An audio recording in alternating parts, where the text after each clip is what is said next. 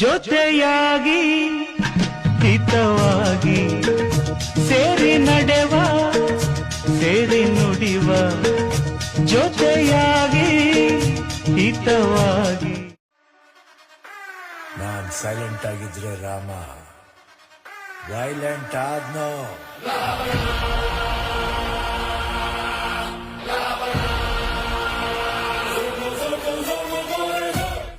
ಮನಸ್ಸು ನಿನ್ನೆ ಪ್ರೀತಿಸುವೆ ಎಂದು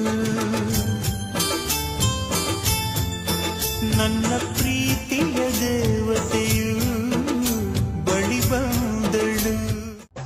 ನಿನ್ನ ಮನಸ್ಸಾಗಿ